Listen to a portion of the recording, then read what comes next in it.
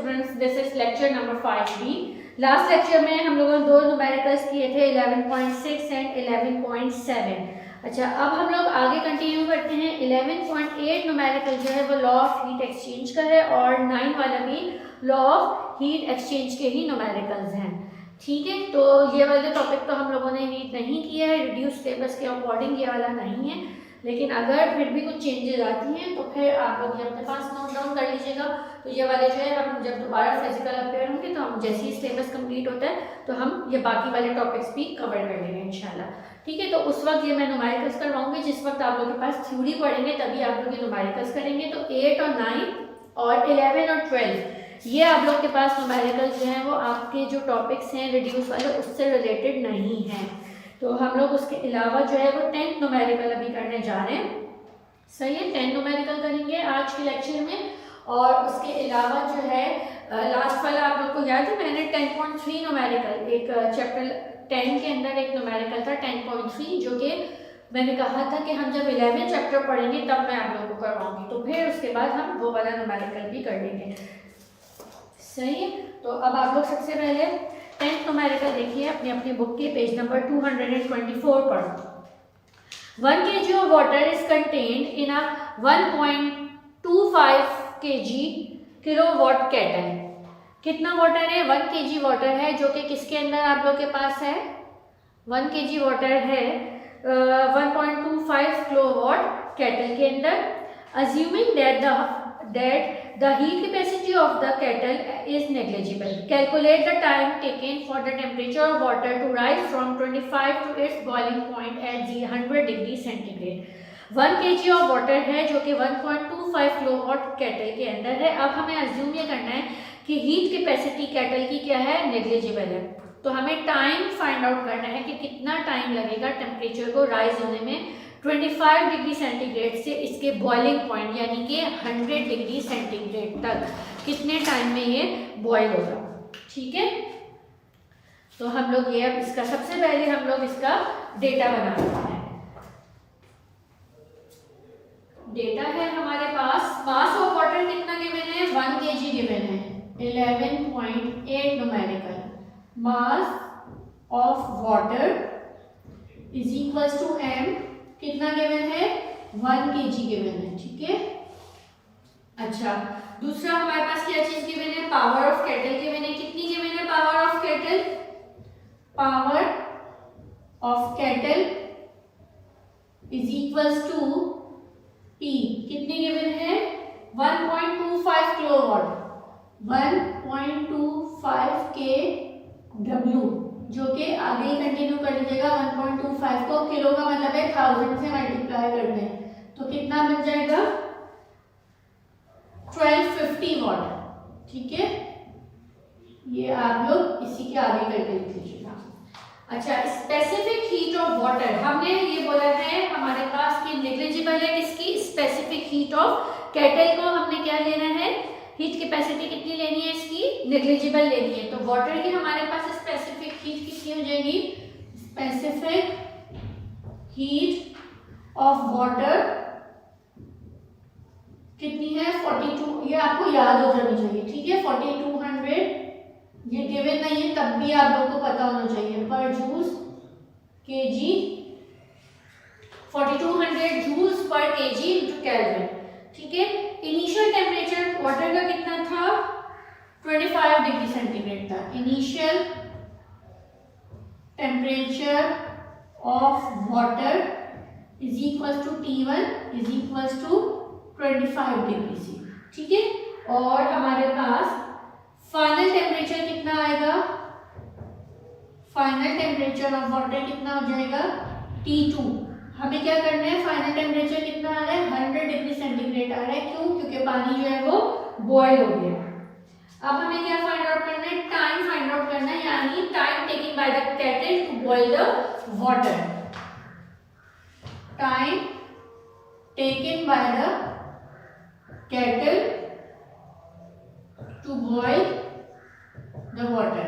अच्छा, ये मैंने आज डेटा में थोड़ा सा इस तरह से करके लिख दिया है ताकि आप लोगों को सब इजीली समझ आ जाए। और अगर आप लोग डायरेक्ट भी डेटा बनाते हैं, यानी सिर्फ मास लिखें, ये पावर लिख दें और स्पेसिफिक हीट इस तरह से भी करके लिखेंगे तो वो भी सही है। आपकी मर्जी, आप ऐसे लिखना चाहें। मैंने आपको एक तरीका बता दिया कि आप लोग इन डिटेल भी लिख सकते हैं, लेकिन अगर आप इस तरह से डिटेल में लिखते हैं तब भी आप लोगों को मास का क्या है सिंबल m लिखना पड़ेगा, यहाँ पे पावर लिखना होगा, यहाँ पे T1 T2 C ये सब लिखेंगे जरूर, ठीक है। न्यूमेरिकल समझ आ गया। अब हम लोग क्या करना स्टार्ट करते हैं, अपने सॉल्यूशन स्टार्ट करते हैं। सबसे पहले तो जाहिर सी बात है, जब वाटर का टेम्परेचर राइज हो रहा है तो उसने क्या किया, हीट को एब्जॉर्ब किया है। Heat absorb by the water होगा, ठीक है।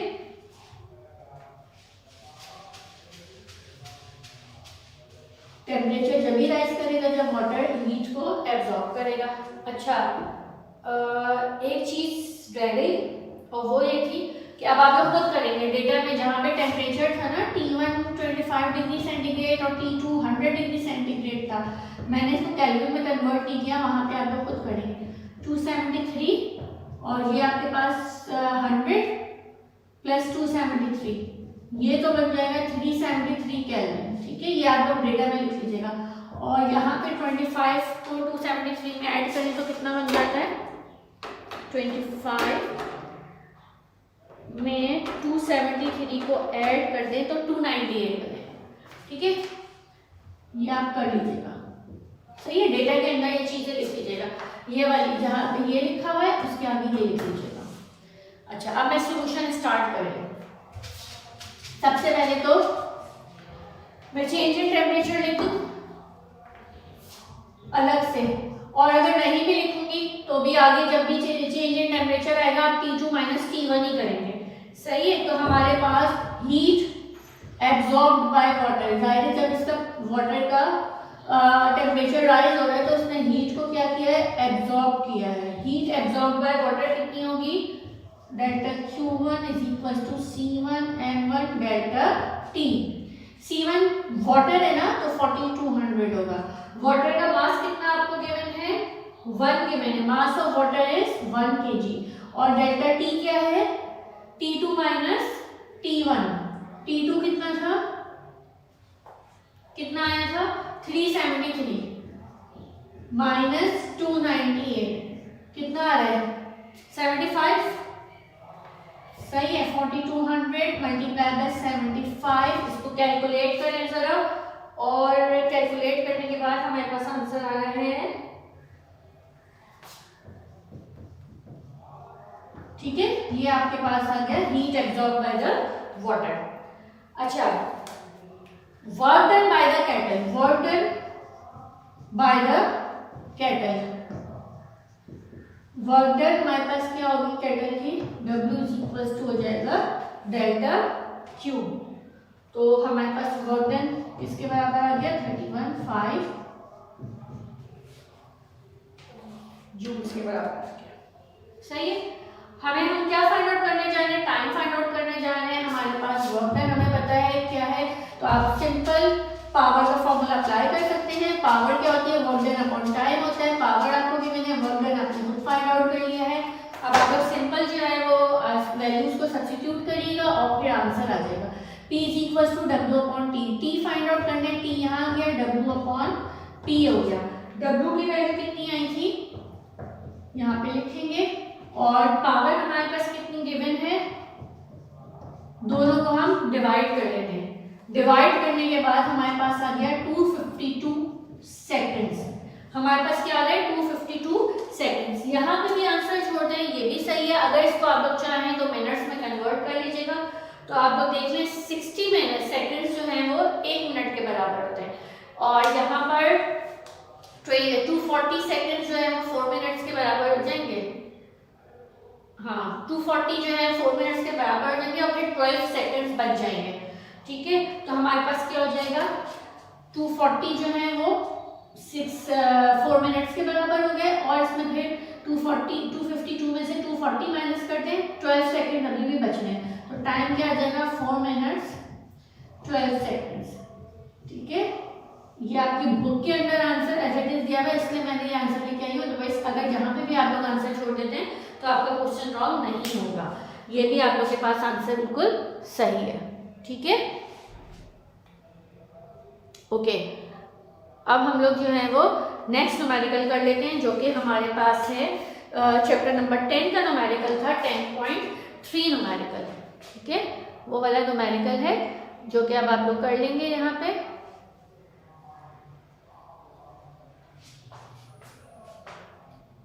ये 10.3 न्यूमेरिकल है हमारे पास बुक के पेज नंबर किस पे है, 180 पे आ जाइए। 10.3 मैंने आप लोगों को बोला था चैप्टर नंबर 11 में करवाऊंगी।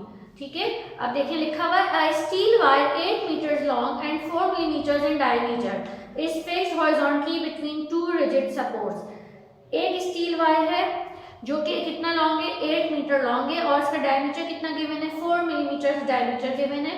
फिक्स्ड है between the two rigid supports. Calculate the increase in tension when the temperature falls by 10 degree centigrade.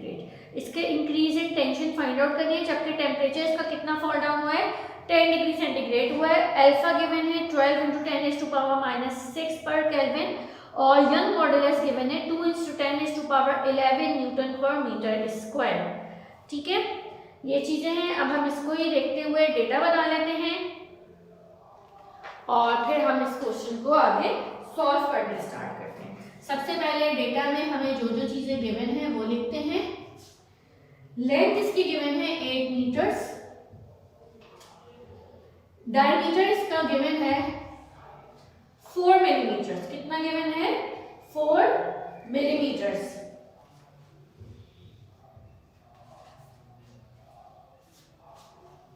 एक मिनट, एक चीज जरा मैं दोबारा रीचेक कर लूं।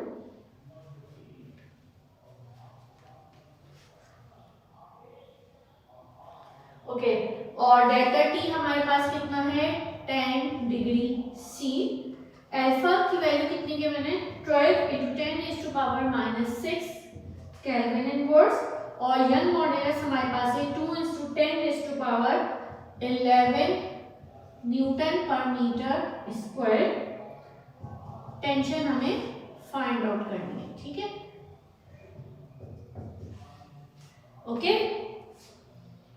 अब हमारे पास सबसे पहले सॉल्यूशन में अल्फा आप लोगों को पता है।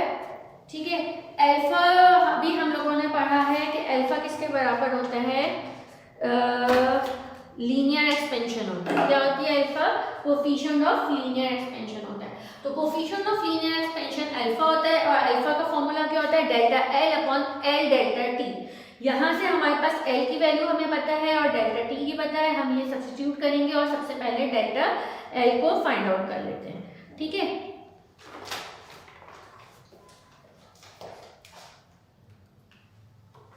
अल्फा यानी coefficient of linear expansion is equal to delta L upon L delta T. क्यों, क्योंकि हमारे पास डेल्टा एल हमें क्यों रिक्वायर्ड है, डेल्टा एल इसलिए रिक्वायर्ड है क्योंकि जब हम लोग टेंशन फाइंड आउट करेंगे यानी फोर्स फाइंड आउट करेंगे, यंग मॉडुलस का फॉर्मूला लगाएंगे तो यंग मॉडुलस का फॉर्मूला होता है F L divided by A delta T. A को हम लोग बहुत आराम से यहाँ से डायमीटर के थ्रू फाइंड आउट कर सकते हैं, जिससे पहले भी फाइंड आउट किया था हमने। अच्छा, एल भी हमें पता है, उसके अलावा हमारे पास क्या है, यंग मॉडुलस की वैल्यू भी पता है। एफ फाइंड आउट करने के लिए अभी हमें एक डेल्टा एल चाहिए। इन्होंने इस न्यूमेरिकल के अंदर थोड़ा सा चेंज कर दिया था कि डेल्टा एल फाइंड आउट करने के लिए इन्होंने हमें अल्फा दे दिया था, यानी अल्फा क्या था, कोफिशिएंट ऑफ लीनियर एक्सपेंशन दे दिया था और उसके थ्रू हमें डेल्टा एल फाइंड आउट करना था। इसीलिए ये न्यूमेरिकल मैंने आपको चैप्टर 10 में नहीं करवाया था, मैंने कहा था चैप्टर 11 में करवाऊंगी ताकि आपको दोनों फॉर्मूलाज याद हो, यंग मॉडुलस भी याद हो और अल्फा भी पता हो। अब यहाँ से हम अल्फा की वैल्यू सब्स्टिट्यूट करेंगे, एल की वैल्यू सब्स्टिट्यूट करेंगे और डेल्टा टी फाइंड लिखेंगे तो हमारे पास डेल्टा एल जो है वो आ जाएगा। ठीक है, अब हमारे पास है putting the values we get. ठीक है, लिख लीजिएगा। यहाँ पे हमारे पास है 12 × 10⁻⁻6 डेल्टा एल आपको फाइंड आउट करना है और आप लोगों के पास एल की वैल्यू है 8 और इसकी वैल्यू है 10। ये दोनों जाके वहां पर मल्टीप्लाई हो जाएंगे तो ये 8 × 10 80 × 12 10 की power -6 delta L.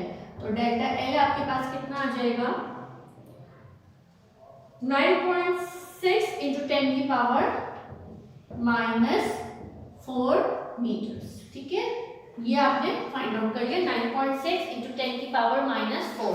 Delta L आपने अल्फा वाले फॉर्मूले से मालूम कर लिया। अब आपको एरिया फाइंड आउट करना है। एरिया फाइंड आउट करना है, सबसे पहले हमारे पास डायमीटर हमें गिवन है। Now find the area.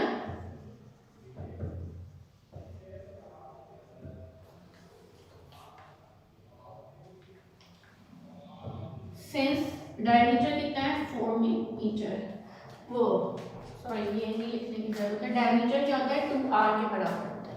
Diameter किसके बराबर होता है 2r के बराबर होता है। अगर मुझे r निकालना है तो d/2 कर दूं। d/2 जिसके बराबर होगा r के बराबर हो जाएगा। r की जगह d/2, d की वैल्यू है 4 मिलीमीटर, तो ये आ जाएगा 2 मिलीमीटर। r जो है वो 2 मिलीमीटर आ गया। यहाँ पे हम चाहते हैं तो क्या कहते हैं डेटा के अंदर भी मैं मिलीमीटर्स को मीटर्स में कन्वर्ट कर देती। अब मैंने वहां नहीं किया, अब मैं यहाँ पे करने जा रही हूँ। ठीक है, आप लोग अगर स्टार्टिंग में ही कर देंगे तो भी सही होगा, जैसे मैंने हमेशा करवाया है। मैं वहां पे भूल गई तो मैं यहाँ पे कर देती हूँ। ठीक है, मिलीमीटर्स को किस में चेंज करूंगी मैं, मीटर्स में चेंज करूंगी। मिलीमीटर्स को मीटर्स में चेंज करने के लिए मुझे क्या करना होगा 1000 से डिवाइड करना होगा। r is equal to 2/1000 metres, तो ये आ जाएगा हमारे पास 0.002 मीटर्स आ गया r। सिर्फ एरिया किसके बराबर होता है पाई r स्क्वायर। पाई की वैल्यू 3.142 और r की वैल्यू हमारे पास आ गई, इसका स्क्वायर कर दिया।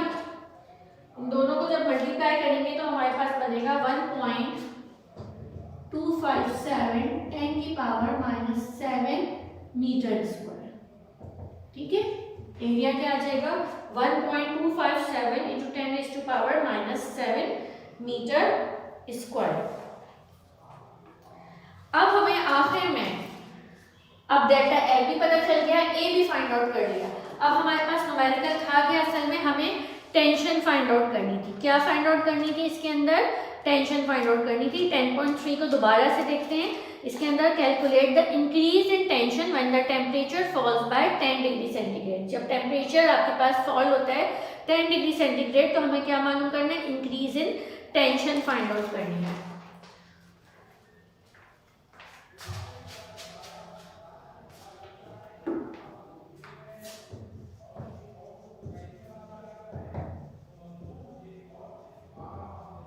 सिंस यंग मॉड्यूलस होता है FL/A डेल्टा एल। F हमें फाइंड आउट करना है, F यही रहेगा। इन दोनों को क्रॉस मल्टीप्लाई करा लेते हैं। ठीक है, तो F किसके बराबर आ जाएगा YA डेल्टा L/L के इक्वल आ जाएगा। Y क्या है यंग मॉड्यूलस है जिसकी वैल्यू आपको नोन है ऑलरेडी, तो हम Y की वैल्यू यहाँ पे सब्स्टिट्यूट कर देते हैं। y की वैल्यू कितनी गिवन है 2 इंटू 10 टू पावर 11 और एरिया कितना गिवन है 1.257 इंटू 10 की पावर -7 और डेल्टा एल हमारे पास कितना आया था, डेल्टा एल की वैल्यू कितनी आई थी 9.6 इंटू 10 की पावर -4। 9.6 10 की पावर -4 डिवाइडेड बाय, ठीक है डिवाइड कर दें इनको तो हमारे पास क्या चीज आ रही है, थोड़ा मैं इधर करके लिख देती हूँ, सही नहीं लिखा है।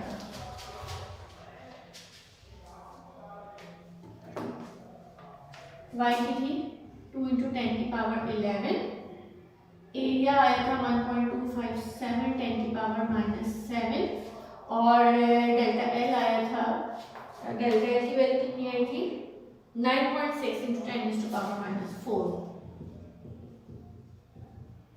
डिवाइडेड बाय एल हमारे पास है, एल कितना गिवन है 8। ठीक है, अब इन सबको जरा कैलकुलेट करें और मुझे आंसर बताएं। आप लोग खुद से भी कैलकुलेट करिएगा, ठीक है, और फिर मैं भी यहाँ पे कैलकुलेट कर लेती हूँ और इसके बाद मैं देखती हूँ कि आंसर हमारा क्या आ रहा है। 2 exponent 11 multiply 1.257 exponent 7 sorry -7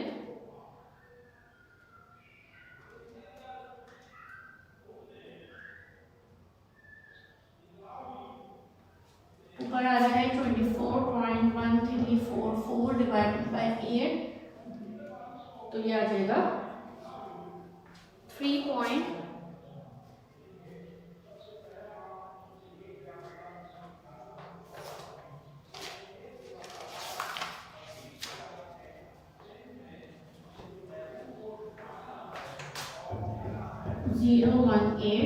Newton. ठीक है क्लास, टेंशन जो है वो क्या कितनी आ गई है 3.017 न्यूटन, सॉरी 8 नहीं आ रही है 7 आ रहा है 3.017 न्यूटन। ठीक है, ये आप लोगों के पास चैप्टर नंबर 11 कंप्लीट हो गया है। अब जो है हम लोग नेक्स्ट लेक्चर में इंशाल्लाह नेक्स्ट चैप्टर स्टार्ट करेंगे। सही है, होपफुली आप लोगों को समझ आ गए होंगे और इन न्यूमेरिकल्स की बहुत अच्छी तरीके से प्रैक्टिस कर लीजिएगा सब। Okay class, thank you.